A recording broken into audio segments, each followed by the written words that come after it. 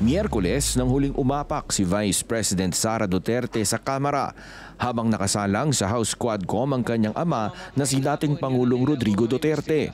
Habang nanonood ng pagdinig, inihain sa kanyang summon ng House Blue Ribbon Committee kaugnay sa paggastos ng kanyang opisina at ng DepEd noong siya ay kalihim pa. Patuloy kasi niyang iniisnab ito, pati na ang 4 sa kanyang mga opisyal na na-cite in contempt ng komite at ipinaaresto na. Pirmado ng pangalawang Pangulo ang imbitasyon. Pero kanina, nagmatigas siya at sinabing hindi pa rin siya dadalo sa pagdinig. Hindi ako attend na sa hearings na susunod.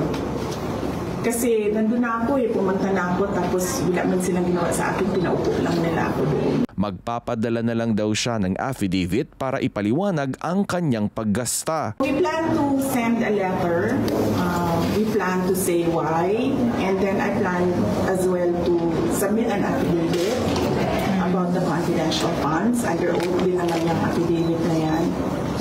And for all the others, we plan to tell them kung ano yung pwede nilang gawin sa akin. Hindi rin daw kasi siya inimbita kaya hindi siya dumadalo. Bagay na pinabulaanan ng chairman ng komite.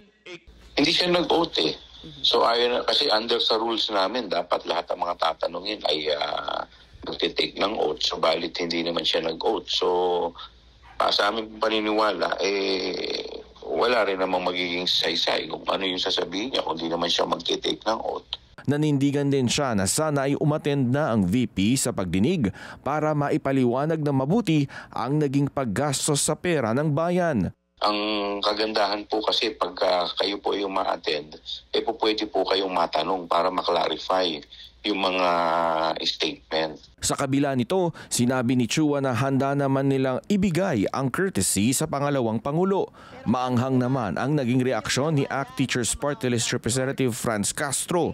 Anya, matagal nang ipinatatawag ng komite si VP Sara pero hindi siya sumisipot.